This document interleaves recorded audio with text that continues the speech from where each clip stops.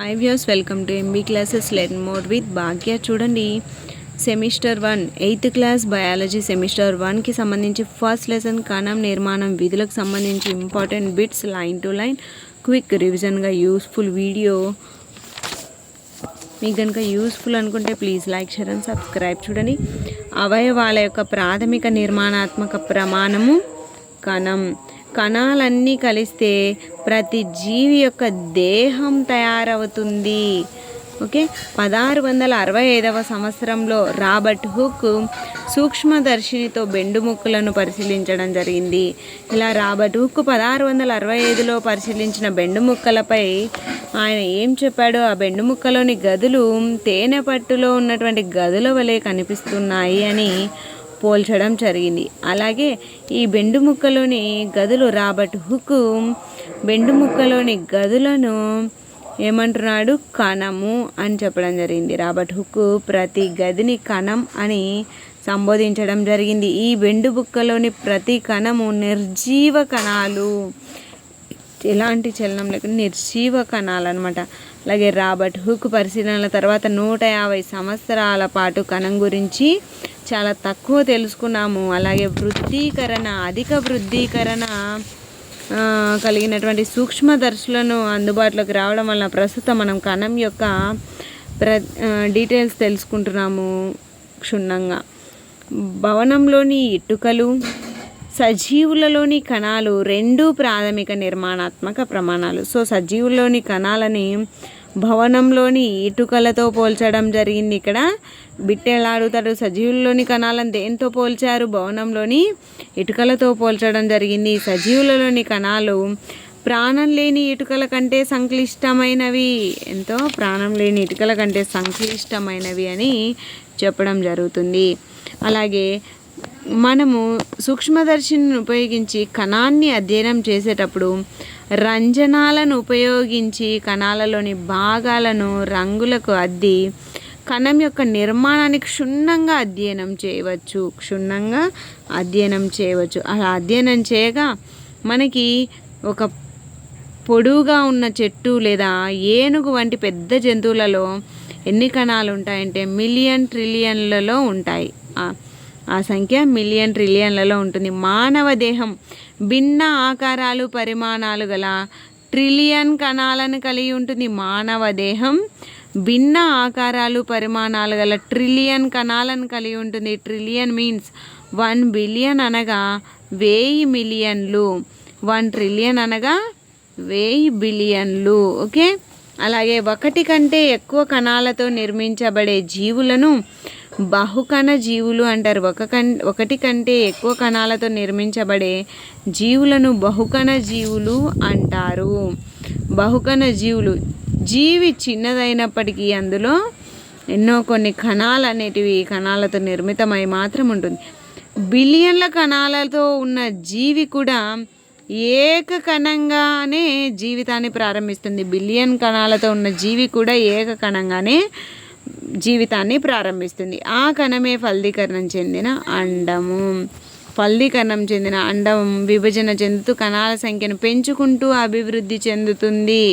Okay, ఒక కణం కలిగిన జీవులను ఏకకణ జీవులు అంటారు.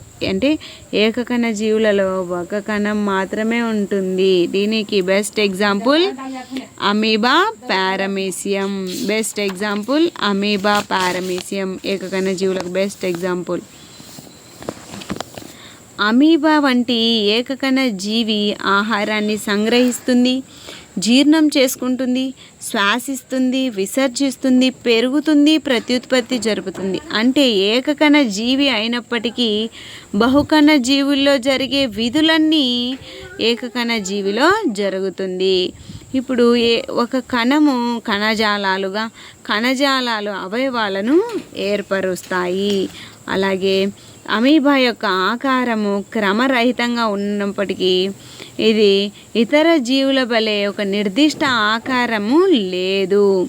ఇది నిరంతరం ఆకారాన్ని ఎలా మార్చుకుంటుంది? దేహం నుండి వివిధ పొడవులలో వెలుపలికి పొడుచుకొని వచ్చినటువంటి నిర్మాణాలను మార్చుకుంటూ తన ఆకారాన్ని మార్చుకుంటుంది. సో ఈ పొడుచుకొని వచ్చిన నిర్మాణాలను ఏమంటారంటే మిథ్యాపాదాలు అంటారు. మిథ్యాపాదాలు అంటే మిథ్య అంటే మాయ. అమీబాలోని ఎప్పటికప్పుడు అది చేంజ్ చేసుకుంటూ ఉంటుంది కాబట్టి అమీబా తన ఆకారాన్ని మాయ చేస్తూ ఉంటుంది కాబట్టి మిథ్య అని పేరు పెట్టడం జరిగింది. మిథ్యాపాదాలు, మిథ్య అంటే మాయ. అలాగే తన ఆకారాన్ని మార్చుకోగలిగిన ఇంకొక ఏకకణ జీవి, మరొక ఏకకణ జీవికి ఉదాహరణ తెల్ల రక్త కణాలు. మానవునిలోని తెల్ల రక్త కణాలు, వైట్ బ్లడ్ సెల్స్ మానవులోని తెల్ల రక్త కణాలు తన ఆకారాన్ని మార్చుకోగలిగిన ఏకకణ జీవులు. కణాలు చూడండి, మానవునిలోని రక్త కణాలు, కండర కణాలు మరియు నాడీ కణాల వంటి భిన్న రకాల కణాలను చూపిస్తుంది. కణాలు భిన్న ఆకారం వాటి యొక్క నిర్దిష్ట విధులలో ముడిపడి ఉంటుంది. కణాలు గుండ్రంగా కానీ వర్తుల ఆకారంగా కానీ ఉంటే వాటిని వక్తులాకారపు ఎర్ర రక్త కణాలు అంటారు. అలాగే కణాలు పొడవుగా కానీ ఇరువైపులా మొనదేలి ఉంటే, కొన్ని కణాలు పొడవుగా ఇరువైపులా మొనదేలి ఉంటాయి మానవుని కణాలు, వాటిని కదరు కణాలు అని అంటారు.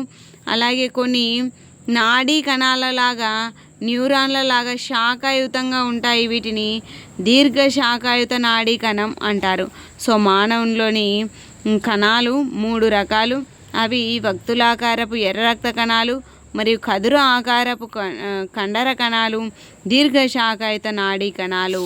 నాడీ కణాలు మానవుని యొక్క చూడండి వృక్ష జంతు కణాలకు